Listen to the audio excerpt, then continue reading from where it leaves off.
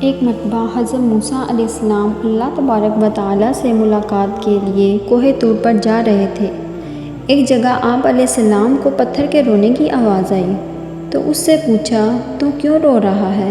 پتھر کہنے لگا، مجھے اللہ کا ڈر ہے کہ کہیں قیامت میں اللہ تبارک و تعالیٰ مجھے بھی جہنم میں نہ ڈال دیں۔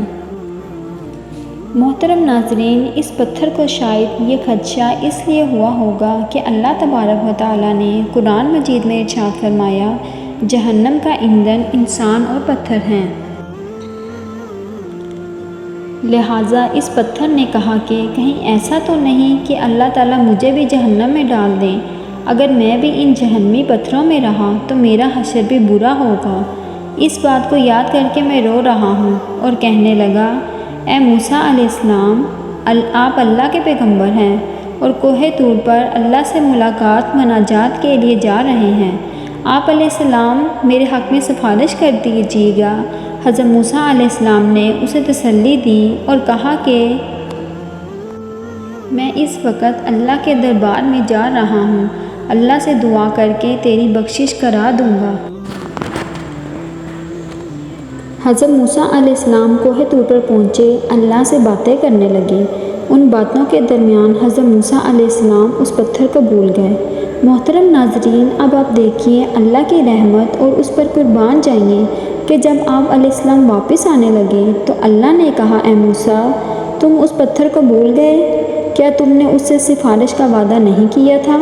حضرت موسیٰ علیہ السلام نے عرض کیا، اے اللہ، واقعی میں بھول گیا۔ آپ جل شانہ سب کچھ جانتے ہیں۔ اللہ تبارک و تعالیٰ نے فرمایا کہ جاؤ اس سے کہہ دو کہ ہم نے اس کی مغفرت کر دی اور اس کو بخش دیا اور دیگر پتھروں کے ساتھ اس کو جہنم میں داخل نہیں کیا جائے گا۔ حضرت موسیٰ علیہ السلام خوشی خوشی واپس آئے اور اسے خوشخبری سنا دی اور چلے گئے۔ پھر کچھ دنوں کے بعد حضرت موسیٰ علیہ السلام کو کوہ طور پر جانا تھا۔ اسی راستے سے جا رہے تھے کہ دیکھا کہ وہ پتھر پھر رو رہا ہے۔ حضرت موسیٰ علیہ السلام کہنے لگے، میں نے تو تجھ کو خوشخبری سنا دی تھی اور اللہ کا پیغام بتا دیا تھا کہ اللہ تجھے جہنم میں داخل نہیں کرے گا، پھر اب رونے کی کیا بات ہے؟ پتھر کہنے لگا، اے موسیٰ علیہ السلام، اس وقت اللہ کے خوف اور ڈر کی وجہ سے رو رہا تھا اور اب اللہ کی محبت میں رو رہا ہوں۔ ایک جگہ اللہ تعالیٰ نے ارشاد فرمایا، اور بے شک پتھروں میں ایسے بھی ہیں جن سے پانی نکلتا ہے، اور بعض ایسے ہیں جو اللہ کے ڈر سے گر پڑتے ہیں، اور بعض ایسے ہیں جس سے نہریں پھوٹتی ہیں۔ جو بھی پتھر ایسے ہوتے ہیں جس سے پانی نکلتا ہے یا وہ اوپر سے لڑک کر گر پڑتے ہیں یا جن سے نہریں اور چشمے ابلتے ہیں، وہ دراصل اللہ کے ڈر کا نتیجہ ہوتا ہے۔ محترم ناظرین، ہم کتنی نعمتیں کھاتے ہیں، لیکن کیا اللہ کی محبت دلوں میں سمائی ہے؟ اللہ کے حکم کے مطابق زندگی گزارنے کا کوئی جذبہ پیدا ہوا؟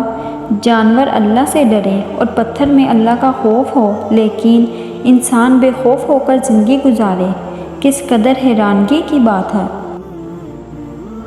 اللہ تبارک و تعالیٰ سے دعا ہے کہ اللہ ہمارے دلوں میں اپنا خوف پیدا فرمائے اور ہم سب مسلمانوں کو اپنے اور اپنے نبی کی حضرت محمد صلی اللہ علیہ وسلم کے بتائے ہوئے راستے پر چلنے کی توفیق عطا فرمائے۔ آمین یا رب العالمین۔